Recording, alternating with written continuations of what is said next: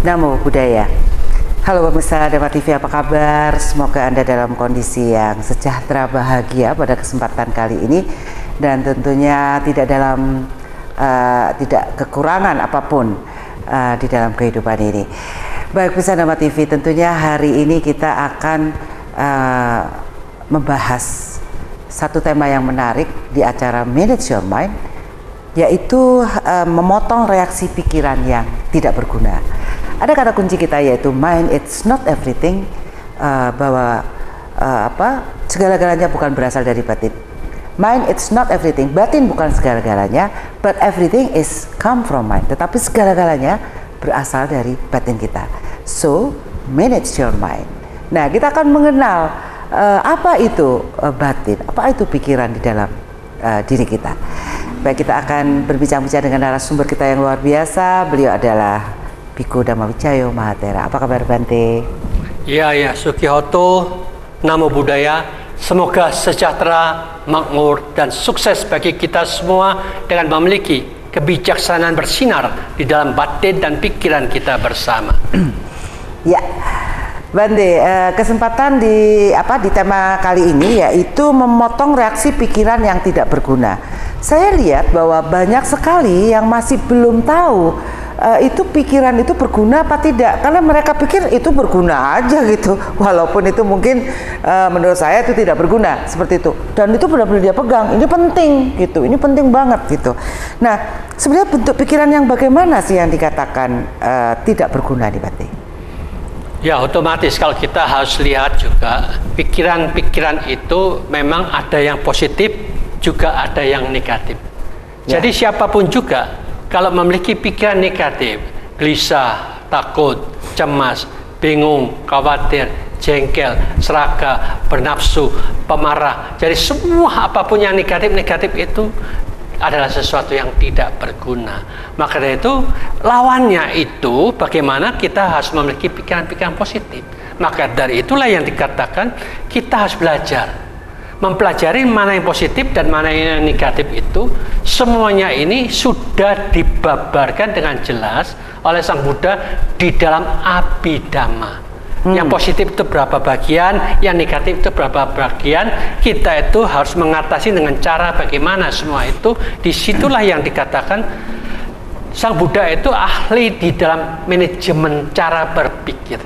Siapapun juga kalau sudah mampu mengatur cara berpikirnya dengan benar dan tepat, mereka sudah tidak perlu agama lagi, karena dia sudah bisa mandiri, tahu untuk menciptakan happy setiap saat itu bagaimana. Kalau mereka masih dia manajemen pikiran, dia cari agama, itu salahnya, masih mencari keluar. Sebetulnya dia harus mencari ke dalam. Agama itu hanya terletak di dalam pikiran kita yang tidak ada gejolak lagi. Kalau kita A itu tidak, gema itu kacau. Kalau kita masih kacau, masih bingung, masih stres, kita KTP kita agama apapun juga itu nggak membawa manfaat untuk dirinya sendiri. Pikirannya amburadul, tidak bahagia. Kasihan deh lu. Kasihan deh lo gitu ya. Iya, tapi saya juga pernah ngalamin kayak gitu Bante. Kasihan deh aku gitu ya. Itulah. Tapi sebenarnya menurut pengamatan Bante ya, kapan manusia itu mulai berpikir gitu yang keluar dari kotaknya dia? Kemarin kan dia di kotak tuh dalam agama-agama ya. Kemudian dia mencoba untuk keluar. Ini bagi orang yang sudah kadung beragama ini Bante, gitu. Menurut Bante kapan? Apakah ada suatu momentum gitu ya? Kalau menurut Bante, atau Bante sendiri mungkin mengalami? Sebetulnya begini ya, kita itu harus terus terang aja bicara bahwa ada energi kekuatan yang lampau yang menentukan sekarang. Kalau energi kita yang lampau itu sudah pernah memiliki cara berpikir yang sangat bijaksana, memahami yang diajarkan Sang Buddha, lalu kita sekarang masih dalam keluarga, masuk dalam keluarga satu keluarga manapun juga, kita mempelajari ini, kok rasanya nggak cocok ya, kok nggak pas ya, gimana ya yang pas itu. Jadi dia berusaha mencari, seperti saya juga gitu. Saya dulu waktu di SMA Katolik, tapi saya ini kok ngambang, karena saya pelajari semua kitab sucinya tuh ngambang semuanya, tidak ada jalan. Kita harus menjalankan dunia itu bagaimana, nggak tahu gitu loh. Waduh, akhirnya saya cari buku-buku yang agama yang lainnya itu baca. Lah, Buddha ini yang paling cocok ini. Cara hidup bisa bahagia di dunia itu harus ucapan, tingkah laku benar dan macamnya. Ini untuk hubungan masyarakat, ya toh? Untuk hubungan sosial ini bagus ini. Kalau untuk pikiran kita, kalau kita harus ditata, harus ada usaha, harus ada arah pikiran kita, harus konsentrasi dengan benar dan baik, baru kita bisa tenang. Oh, ini untuk cari tenangnya cara begini. Oh iya betul. Kalau kita mau lebih tinggi lagi, punya pikiran yang benar, punya pengertian yang benar. Kalau ini dijalankan, pikiran benar itu bebas dari kesalahan, bebas dari kebencian, bebas dari kebodohan. Berarti kan saya bijaksana ini, pinter ini. Dengan kan itulah yang dikatakan. Kalau memang ada kekuatan yang lampau, sekarang dia tidak bisa terpengaruh. Ajaran ini nggak betul itu. Seperti ya kalau kita berita dari mereka seperti Bante Asin Keminda juga begitu. Dia dari agama yang lain juga. Akhirnya loh, kok rasanya aku enggak pas ya, enggak cocok ini. Akhirnya dia cari sini, cari sana, sampai ikut ke Badenan, ikut ke Jawen, akhirnya ke Thailand, ke Sri Lanka, ke Myanmar. Akhirnya ketemu di Myanmar, cocok dia sana belajar. Jadi di situlah itu namanya mereka mencari agama dengan secara dirinya sendiri. Kalau kita sekarang agama tradisi kebanyakan. Gurunya kepiye, orang tua kepiye, turun temurun gitu aja lah. Dia tidak peduli agama opo, karena dia tidak penting. Sebetulnya agama lebih penting daripada harta 10 triliun. Karena itu yang anak terkaya di Malaysia, dia jadi biku loh, terkaya ketiga loh, punya berapa billion dolar itu, dibuang, tidak mau, dia jadi biku aja. Cari kekayaan ke dalam batin. Nah itu. Ternyata masih waras. Oh itu lebih hebat daripada mereka gila-gila dengan harta. Daripada yang modal bandel cari harta, ini lama-lama gila siapa gitu. Ternyata masih waras. Ya kadang-kadang itulah persepsi ya, sudut pandang dari apa yang kita peroleh dari bahkan kehidupan masa lampau nih. Kalau Bante, banyak orang yang tidak percaya sama kehidupan masa lampau Bante. Ya urip ya iki ae, engko terakhir ya nanti terakhir udah gitu. Seperti itu. Jadi memang susah untuk membongkar. Ya kita tidak menjadi masalah, kan kita harus tahu juga kehidupan yang lampau itu sudah bisa dibuktikan oleh para hipnoterapi.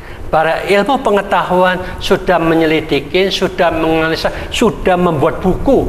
Semua yang ingat-ingatan kehidupan lampau itu diselidikin semua. Jadi dengan demikian itu sudah ada ilmiahnya. Jadi para hipnoterapi itu juga bisa melihat kamu dulu kenapa sakit ini, oh karena ada karma yang lampau ini yang menyebabkan kamu seperti ini. Nah ketika dia disugesti untuk melepaskan keterikatan dengan kekuatan yang lampau itu, sembuh saat ini juga. Jangan melekat lagi itu kan lampau punya. Kamu bukan yang lampau, hidup saat ini kamu bebas daripada panah, bebas dari tombak, kamu tidak sakit di situ. Nah itulah yang dikatakan sugesti, sudah tidak melekat lagi sama kehidupan lampau, akhirnya dia sembuh tuh. Jadi dengan demikian itulah hipnoterapi ternyata juga ada manfaatnya. Bagus ya, keilmuan. Karena dia melekat sama kekuatan yang lampau, teringat, terbawa terus sampai sekarang. Trauma. Nah, terbawa sehingga dia menderita. Yang takut ketinggian karena dia pernah bunuh diri di tempat tinggi, selalu takut. Lalu gimana dihapusnya, otomatis dia tidak takut lagi, seperti itu. Ya. Ketika kita berbicara tentang trauma saja, itu hal-hal yang negatif ya Bante. Itu trauma-trauma di masa lampau kehidupan kita akan kita bawa jika belum terselesaikan di masa yang sekarang. Iya itu Bante ya. Iya itulah. Jangankan yang masa lampau, udah nggak percaya deh masa lampau. Anda sendiri mengalami atau kita sendiri mengalami suatu trauma yang bahkan beberapa waktu yang lalu yang sulit untuk kita lupakan, seperti itu ya Bante. Dan itu mengganggu cara berpikir kita bahkan.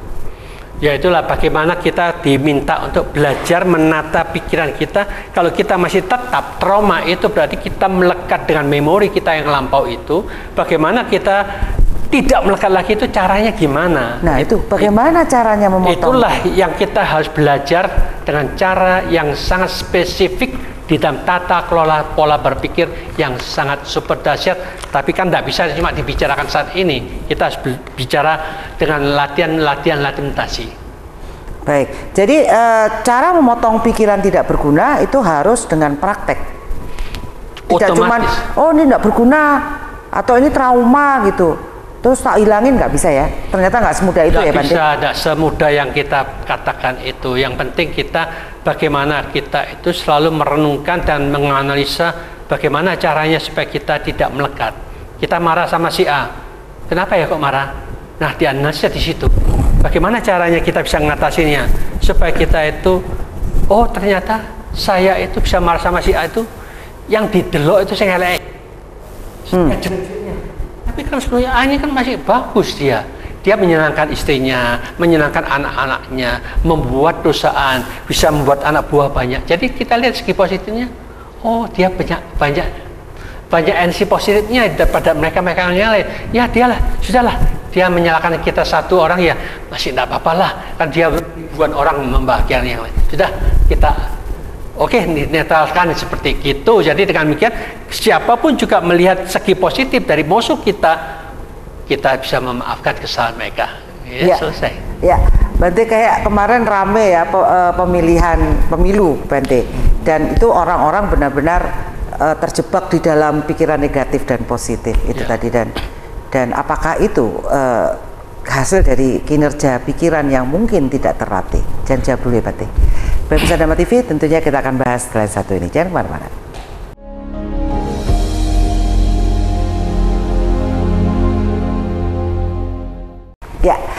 Ya Bante, pemilu kemarin tuh kocak juga karena kebanyakan pemilihnya adalah anak-anak muda, generasi muda yang sekarang ini, dan mereka mempunyai kekuatan juga di dalam media sosial media, sehingga banyak sekali kita bisa melihat bagaimana ada orang yang benar-benar nggak suka gitu, udah nggak ada bagusnya dari si calon ini gitu, Bante. Dan itu benar-benar disebarluaskan, Bante, seperti itu. Jadi kalau dulu mungkin agama itu melalui misionaris gitu ya, datang ke suatu daerah gitu ya untuk merubah cara berpikir orang. Ini benar-benar di media sosial loh, Bante, yang benar-benar luar biasa. Bagaimana menurut Bante dengan keadaan dengan kondisi teknologi yang seperti ini? Ya, inilah yang kita katakan saat ini. Kita tahu bahwa banyak sampah-sampah yang menyebar di lingkungan kita yang tanpa kita sadarin kita semua memakan sampah itu. Yang melalui mata, apakah dari WhatsApp, apakah dari suara-suara yang mereka katakan, akhirnya itu akan membuat batin dan pikiran kita juga dikotorin oleh masalah itu. Maka dari itu kita katakan benar atau salah, baik atau buruk, presiden manapun yang dipilih oleh mereka yang jadi presiden, kita ya tetap seperti kita kok. Saya juga tetap jadi presiden, siapapun yang presiden tetap jadi biku. Kamu juga tetap seperti ini. Tidak akan bisa berubah. Wah, langsung ini jadi bojonya presiden. Mungkin. Jadi tetap seperti itu. Maka dari itu alangkah indahnya mereka mahasiswa-mahasiswi, oh iya ya, saya kok selalu berbicara masalah negatif, berbicara yang positif.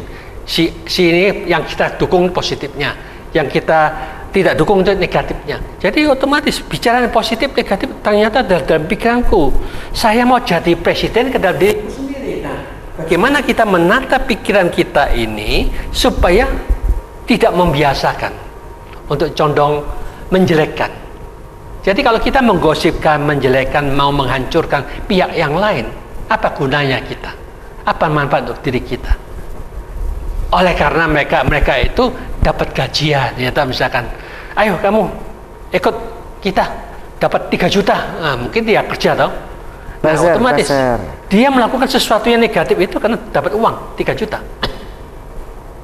Yang lainnya juga sama, dapat uang sekian, otomatis mereka berlomba-lomba. Karena itulah yang dikatakan ternyata yang membuat sosmed itu orang-orang gajian yang digaji sesuai dengan perintah atasan. Jadi kita ini jangan mau dibujuki oleh mereka. Kita mau jadi presiden sendiri untuk bisa menyeleksi, oh ini baik buruk, Cuma aku tahu, aku mau baik dan buruk dalam pikiranku, aku mau memimpin, mana yang baik kita simpan, yang buruk kita buang, lalu kita kembangkan yang berguna untuk negara dan bangsa kita bersama. Ayo kita jalankan, selesai. Kita jadi presiden, tiap diri kita masing-masing untuk mengembangkan yang positif, yang lebih berguna, yang lebih bermanfaat, supaya kita memberikan contoh bahwa presiden itu bukan kita memimpin yang teratas, kita memimpin di daerah kita masing-masing, di rumah tangga kita masing-masing, di lingkungan RT RW kita masing-masing. Otomatis kita akan jadi presiden. Di situ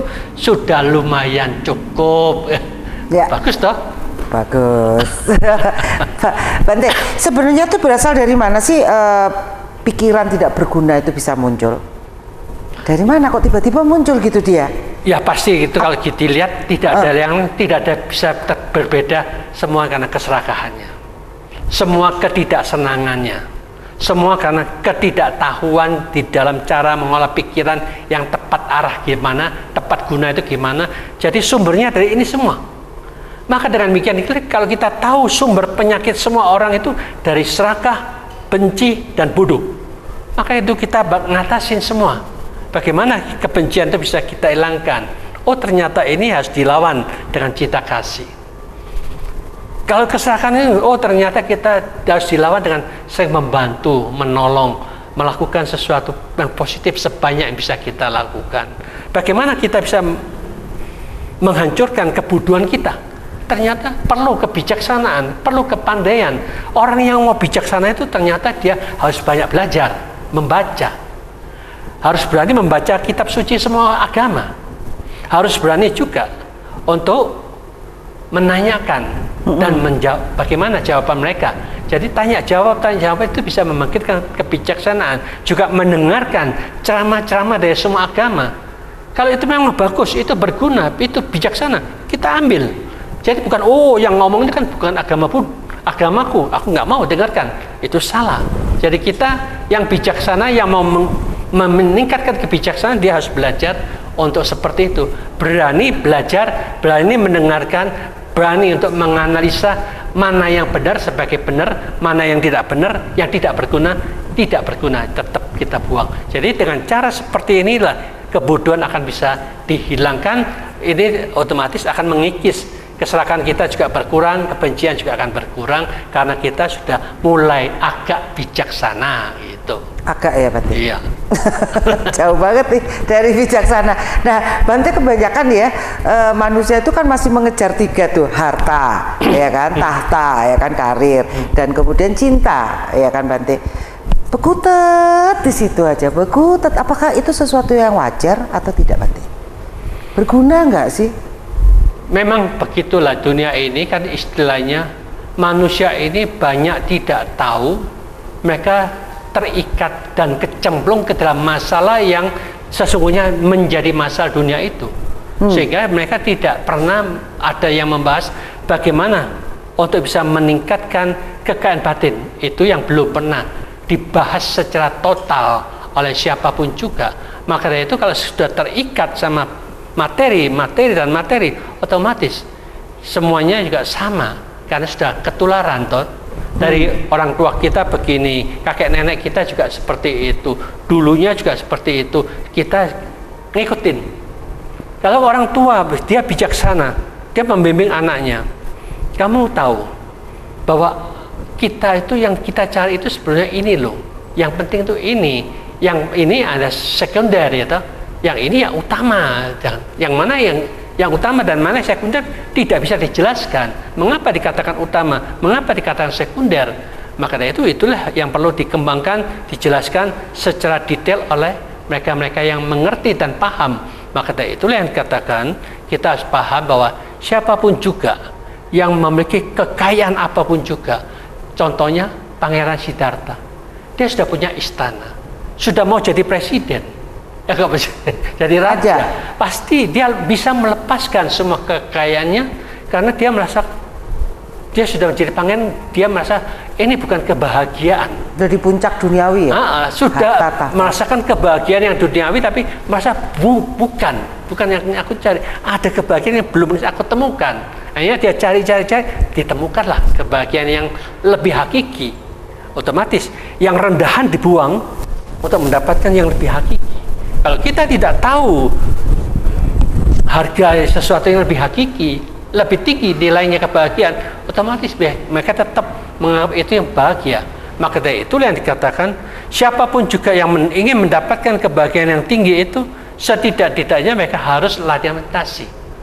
Di dalam meditasi itu, kalau kita bisa masuk jana pertama, baru kita bisa mengatakan, oh, tenang, hening itu seperti ini ya. Nanti kita masuk jana kedua, oh bahagianya seperti ini, lebih bahagia lagi. Nah, dan seterusnya. Jadi kalau dia bisa merasakan ada hasil daripada meditasinya, kebahagiaan yang diperoleh, baru dia bisa menilai. Kalau dia meditasi, tidak pernah meditasi, tetap aja mereka akan mengatakan, meditasi itu nggak ada gunanya, nggak dapat duit. Karena mereka pikirannya kan duit toh, nggak dapat duit. Nah, otomatis harta lagi kan, harta yang dikejar. Itu wajar nggak Bante? Ya kan istilahnya orang bodoh kan lebih banyak daripada orang yang bijaksana. Jadi itu dikatakan ya begitulah, kebodohan lebih banyak, ya wajar-wajar aja lah. Yang bijaksana jadi biku, nggak mau menikah. Jadi nggak ngajarin. Jadi begitulah lingkungan dari kita hidup ini ternyata sangat mempengaruhi bagaimana kita menjalani kehidupan. Mungkin bagi anak-anak orang kaya yang terkaya di dunia itu ada namanya Rothschild kalau nggak salah Bante, itu sudah beberapa keturunan yang istilahnya memegang kekayaan dunia ya. Udah itu aja gitu, harta. Dan mungkin juga bagi kita yang terbiasa di rumah kita selalu pendidikan yang saya pikir random ya, pendidikan yang terus-menerus seperti itu. Ya udah kamu nanti sekolah, kuliah, selesai kamu menikah, kamu kerja, kamu cari uang, kan gitu Bante. Itu yang dianggap sebagai suatu kewajaran, bukan yang spiritual seperti ini Bante. Ya itulah, jadi kita seharusnya mengajarkan dengan cara yang berbeda. Marilah kita belajar untuk mencari kekayaan dua-duanya. Kekayaan secara duniawi dengan kekayaan secara spiritual. Bisa nggak? Supaya itu bisa berjalan. Bisa nggak bertolak belakang kah spiritual dengan bagaimanapun juga, siapapun juga, kalau dia mau melatih diri, otomatis kan tadi dikatakan kalau bisa dilatih pagi 2 jam, malam 2 jam, lalu dia meditasikan dengan sungguh-sungguh, lalu merenungkan 4 kesunyataan mulia, dan akhirnya dia memahami dengan jelas, dengan terang, bukan teorinya, tetapi sudah menjadi cara berpikir. Oh, kalau pikiran saya ke sini itu nanti menderita. Cara kita bisa bahagia itu cara begini. Cara kita bisa bebas harus di sini. Jadi dengan demikian dia tahu meletakkan batin kita yang mana. Iya, baik. Nanti kita lanjutkan berarti. Baik, bagaimana memotong dan mengendalikan pikiran ini, sepiawai apa kita sebenarnya dan harus bagaimana kita melatihnya. Jangan kemana-mana, kita akan bahas salah satu ini.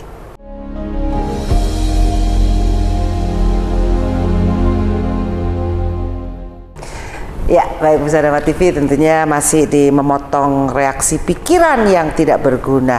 Ya, Bante, betapa pikiran ini selalu diajarkan di dalam ajaran Buddha. Ya Bante, terutama sepanjang saya bersama Bante ini dari tahun 2011 sampai 2024 loh ini Bante, udah 13 tahun saya belajar terus nih untuk bisa memahami tentang diri saya sendiri. Dan banyak di antara pemirsa yang memang tidak sedetail itu untuk melihat ke dalam diri sendiri. Jadi saya melihat bahwa saya nonton Dharma TV itu enak gitu loh, damai gitu, diajak berpikir secara logis kan kayak gitu Bante. Tetapi di dalam pengenalan diri ini yang ternyata masih belum banyak yang melakukan hal ini. Menurut Bante, apa sih saran yang paling sederhana aja bagi teman-teman kita yang mungkin bukan dari Buddhism, ya kan? Saya ingat soalnya Bante, ketika ibu saya ngendikan sama Bante ya, saya mau pindah agama Bante, saya mau masuk agama Buddha. Tapi Bante mengatakan bahwa nggak perlu pindah agama, yang penting bahwa bagaimana cara berpikirnya, kan begitu Bante. Nah ini mungkin banyak yang tidak mau berpindah agama, tetapi apa sih kuncinya gitu untuk bisa mencapai kebahagiaan? Sebetulnya begini ya, kita harus memahami bahwa agama itu cuma hanya dua macam.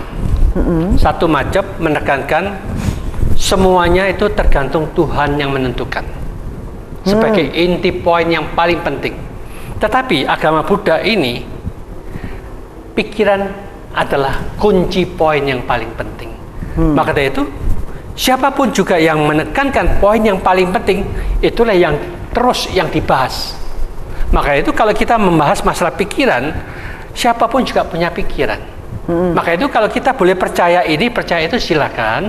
Tetapi yang penting bagaimana kita bisa memahami manajemen pikiran kita. Manajemen pikiran kita hanya cuma dua macam. Ini ada modul yang harus kita miliki.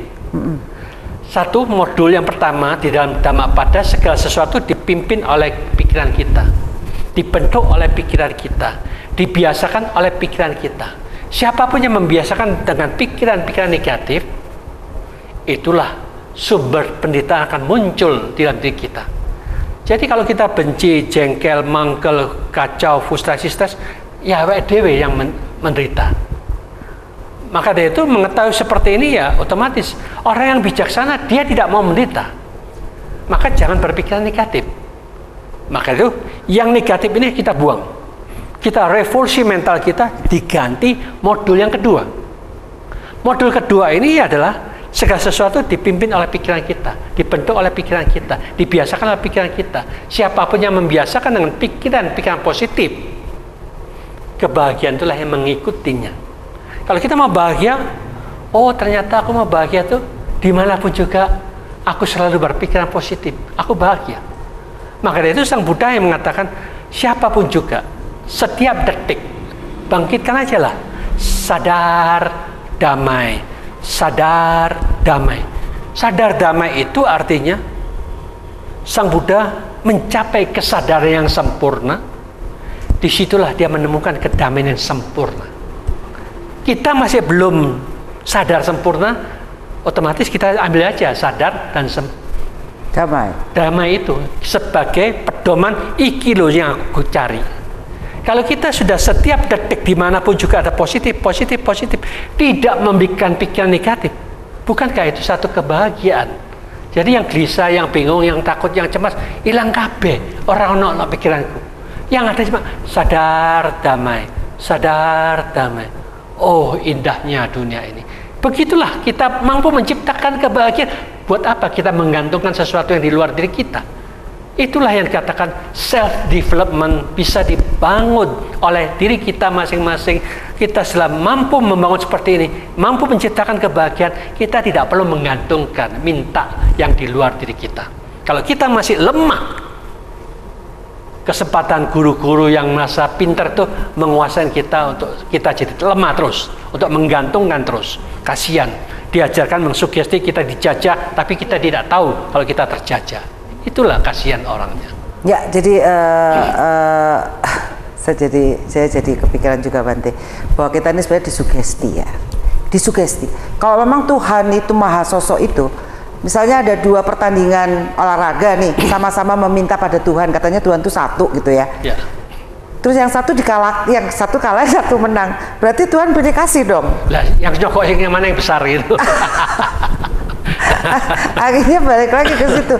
Itu ya kadang-kadang kita nggak logika, tapi tetap menelan ketidaklogikaan itu Bante. Kenapa ya Bante ya? Lah ya itu sekarang polisi sembahyang minta doa, saya bisa menangkap penjahat-penjahat. Ya penjahat berdoa, tolong ya penjahat, jangan sampai polisi menangkap saya. Jadi bingung Tuhannya tadi. Nah itu sesuatu yang hal yang kecil sebenarnya, tapi kita sudah ditakut-takutin pokoknya kalau kamu itu ateis. Nah kayak gitu tuh, Buddha tuh ateis loh Bante, terkenalnya untuk orang-orang yang teis ini tadi. Ya bisa dimaklumin karena Sang Buddha itu sangat-sangat bijaksana. Wong mereka juga nggak lihat, nggak tahu podo budane loh kok ngaku-ngaku pinter. Ya, itu bukan jawaban yang cukup menohok juga ya. Kita tuh sebenarnya sama-sama nggak tahu tentang Tuhan, tapi adalah yang penting bahwa pikiran kita ini ternyata mencipta ya Bante ya. Iya itu. Pikiran jadi mencipta. Yang betul itu begitu. Pikiran kita sendiri yang menciptakan Tuhan dalam khayalan. Ya. seolah-olah itu benar, tapi kenyataan tidak ada satupun yang bisa membuktikan kebenaran itu. Ya, baik.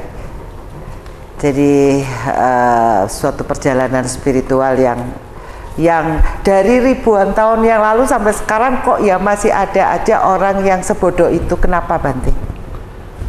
Ya kan bisa dimaklumin. Mereka agamawan itu kan memang penghidupannya dari jadi penceramah dapat duit.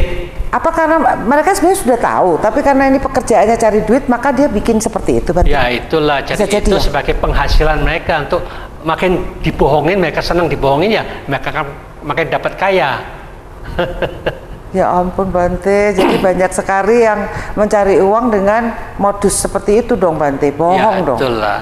Melanggar sila dong berarti. Ya itu berarti bisnis agama kan seperti itu. Ya, jarang sekali atau langka sekali ternyata orang-orang yang benar-benar mengajak ke arah hakiki, jadi kebenaran sejati. Nah, apakah rasa cemas termasuk juga pikiran yang tidak berguna, Bante? Ya, cemas, khawatir, takut. Itu ada sesuatu yang belum terjadi, sudah kita perkirakan bisa-bisa begini, bisa-bisa begitu. Itulah namanya permainan pikiran kita. Maka itu kita sudah sering cemas, sering khawatir, berulang-ulang seperti itu kok tidak sadar-sadar. Ternyata nggak sesuai dengan apa yang kita pikirkan, ternyata nggak terjadi. Maka dari itu kita diminta jangan memikirkan khayalan yang belum terjadi, membayangkan seperti yang akan seperti ini, yang membuat kita cemas dan khawatir. Maka dari itu kecemasan, kekhawatiran itu adalah daya permainan cipta kita yang salah. Jadi kita harus buang. Jadi kita cukup ucapannya sadar damai, sadar damai. Bila mana cemas dan khawatir muncul, ganti semuanya sadar damai, sadar damai, sadar damai. Itulah untuk memotong yang negatif tidak dominan, yang positif lebih dominan. Tapi cemas dan khawatir itu justru melahirkan karya-karya loh, Bante. Seperti terciptanya mobil, terciptanya pesawat, terciptanya parasut. Karena khawatir kalau jatuh, Bante. Bisa tidak? Gimana, Bante? Itu sebetulnya bukan khawatir, cuma dia berpikir, wah ini ada yang sering terjadi seperti ini, oh kita harus buat seperti ini. Jadi itu bukan khawatir, tetapi mereka memikirkan cara untuk mengatasi orang jatuh itu bagaimana.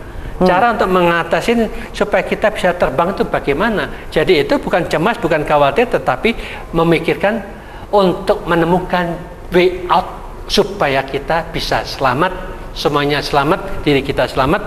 Itulah yang dikatakan daya kreatif kita untuk menciptakan sesuatu yang bermanfaat. Orang lain bermanfaat, kita juga dapat manfaat, dapat cuannya. Iya, jadi bukan karena rasa pesimis ya itu ya? Bukan pesimis, juga bukan khawatir itu, tetapi kreativitas untuk memikirkan bagaimana kita bisa memanfaatkan ketakutan mereka supaya mereka tidak timbul kecelakaan, tidak timbul kematian. Oh ini bisa terselamat dengan cara begini, seperti itu. Oke, Bante, apa beda memotong dan mengendalikan pikiran? Mengendalikan pikiran itu artinya itu kita harus mengalahkan. Kalau ini kita tadi ke arah negatif, lalu dikendalikan, berubah ke sadar damai ke positif, mengendalikan. Kalau memotong, wes nggak usah dipikir. Jadi kita tahu ini kita menciptakan pikiran kita sendiri. Jadi kita memotong, hentikan, jangan sampai memikir lagi. Nah itulah namanya memotong seperti itu.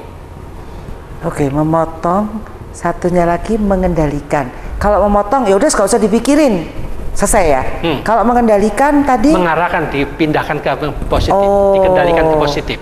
Ya, misalnya kita mempunyai masalah, yaitu dikhawatir, cemas tadi ya, Bante ya. Waduh, jangan-jangan gini, sudah deh, kita arahkan ke yang positif. Pasti ini. Sadar damai. Menciptakan gitu berarti. Iya, kita harus menciptakan sendiri. Iya. Bante, mungkin Bante punya pengalaman-pengalaman di mana menghadapi umat yang susah sekali awalnya untuk menyadari apa yang dia perbuat itu adalah sebuah kekeliruan. Bagaimana caranya, Bante? Sebetulnya ya memang sulit ya untuk memperbaiki orang ya. Kekeliruan dari orang lain itu ya setidak-tidaknya mereka harus berani datang ke sini untuk bicara belak-belakan. Dengan demikian ya baru kita bisa kasih pengarahan. tidak berani datang dan tidak berani mau merubah ya sulit. Maka dari itu ada banyak orang yang juga senang karena mereka ketemu. Ya, itu nanti kita lanjutkan selanjutnya. Baik. Kita akan lanjutkan setelah satu ini. Jangan kemana-mana.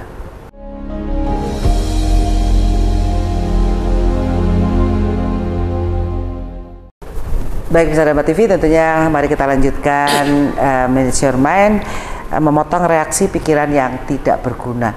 Ya, Bante tadi kan tadi apa sih bedanya antara memotong dan mengendalikan, Bante? Jadi kalau memotong itu adalah ketika kita punya apa ya, pemikiran negatif mungkin ya. Pemikiran negatif tentang sesuatu itu kalau memang tidak berguna sebaiknya segera dipotong. Curiga misalnya, curiga pada seseorang. Ya itu jadi kalau kita tahu ya curiga itu kan biasanya belum tentu benar toh. Oke, itu kita potong dulu. Kita jangan curiga dulu. Jadi kita harus menyelidiki apakah benar yang kita curigakan itu. Nah, kalau kita sudah menyelidiki ya dari saat itu penyelidikan itulah yang kita bisa menentukan benar atau salah. Nah, demikian juga kalau kita lihat manusia itu banyak macam-macam masalah. Seperti kalau kita dulu, waktu saya di Thailand, baru pertama kali masuk ke sana, kan kita tidak bisa bahasa Thai. Otomatis, mereka ngomong apa sambil menunjukkan ke saya tetap kerja sesuai dengan apa yang saya kerjakan. Saya tetap diam aja, nggak tahu lah, memang nggak ngerti tahu. Iya betul. Tapi sudah sekian lama, berapa bulan, mulai saya mengerti bahasa Thai-nya. Dari situ, oh, kenapa ya? Saya kok benci ya, nggak senang dengan kata-kata itu ya. Nah, dari situlah kita dapat rasa, aku nggak senang dengan kata-kata itu. Aku dongkol dengan orang itu. Tapi di malam hari waktu saya meditasi, saya renungkan, kenapa ya? Saya kok benci sama orang itu? Apa yang menyebabkan? Disitulah saya menganalisa.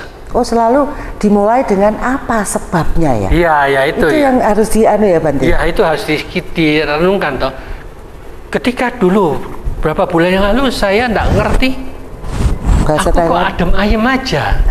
Sekarang aku mengerti, kok aku terbakar di sini, marah ya, enggak senang ya.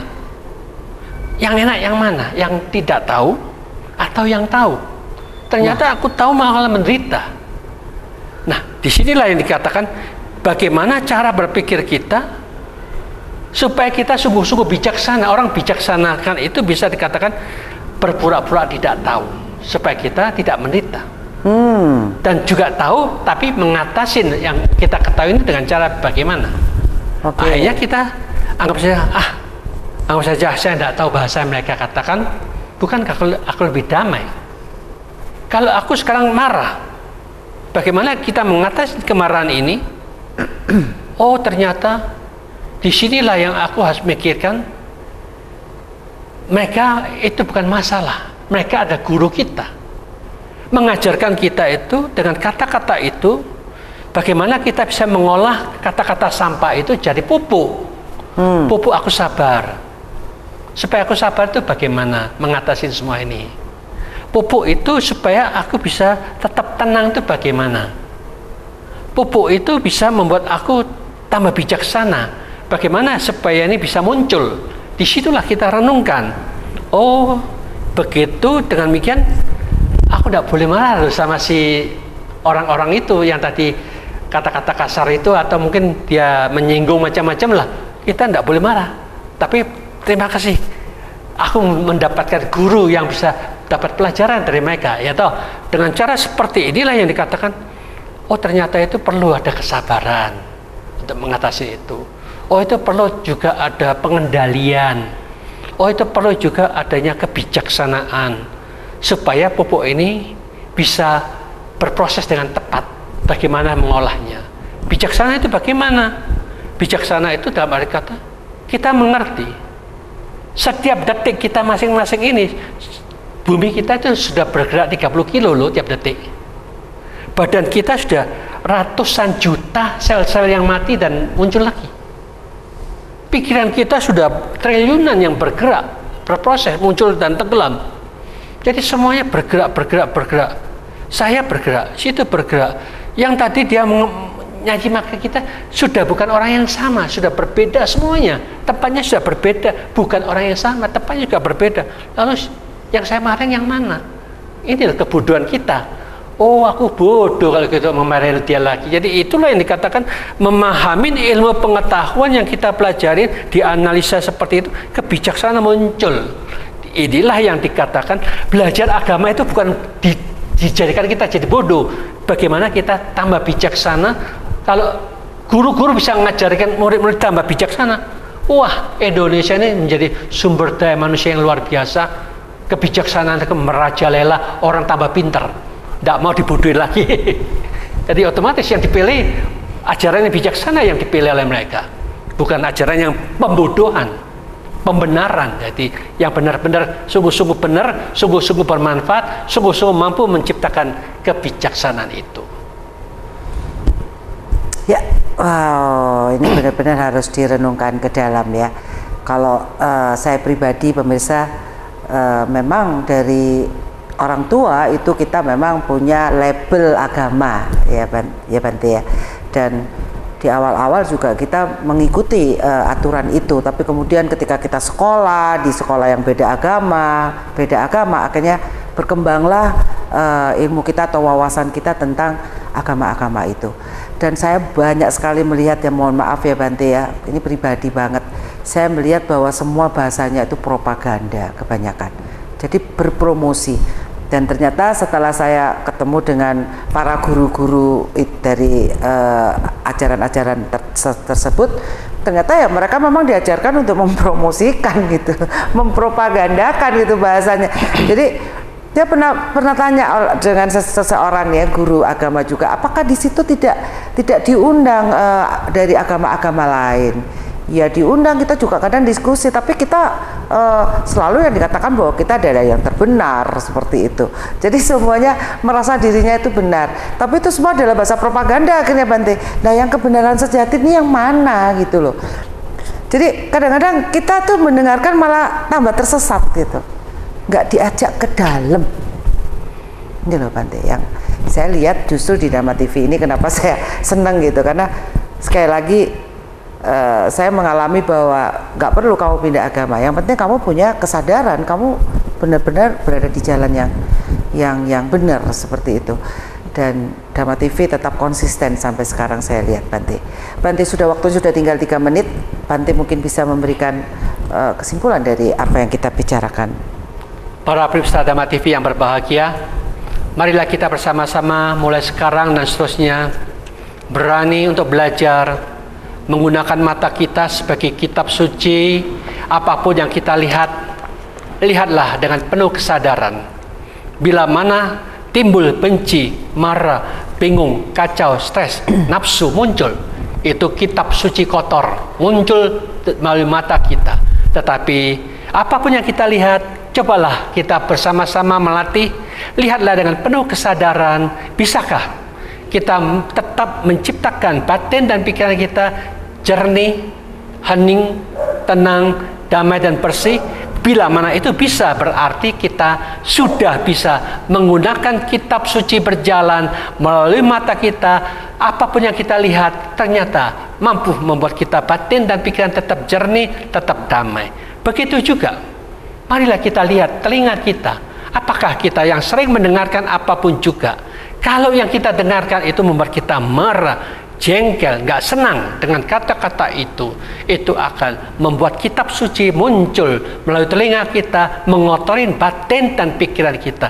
Tetapi alangkah indahnya bila mana manusia bijaksana bisa menggunakan telinga ini, mendengarkan apapun juga dengan penuh kesadaran, tersaring dengan baik, yang positif, yang berguna, yang bermanfaat, kita ambil sebagai pedoman hidup kita bersama, yang mampu mendatangkan tetap damai, tetap bahagia, dan kita kembangkan bersama, sehingga timbullah kitab suci yang murni, jernih, damai, dan selalu seimbang. Demikian juga pikiran kita. Kita juga sering memikirkan ini, memikirkan itu. Apapun yang kita pikirkan malah membuat kita bingung, membuat kita kacau, membuat kita stres.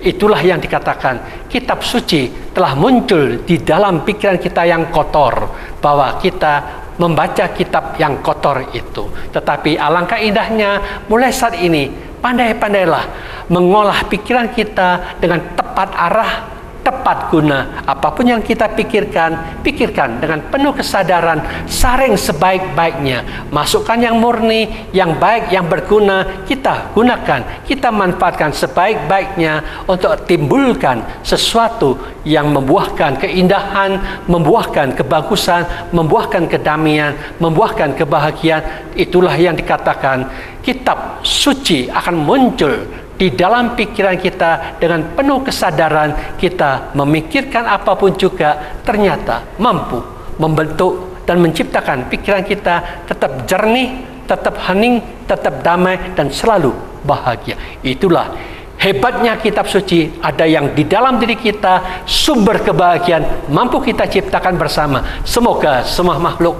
hidup berbahagia. Ya, terima kasih Bante. Baik, pemirsa Dharma TV, tentunya semoga kita semakin mengenal akan diri kita, yaitu pikiran kita, dan tentunya kita akan bisa menjalani hidup jauh lebih damai, tentram, dan bahagia. Begitulah harapan kami semua di Dharma TV. Saya Satna Dewi, peserta kru Dharma TV, mengucapkan terima kasih. Mohon maaf jika ada salah kata. Semoga semua makhluk hidup berbahagia. Sukihoto, Namo Buddhaya.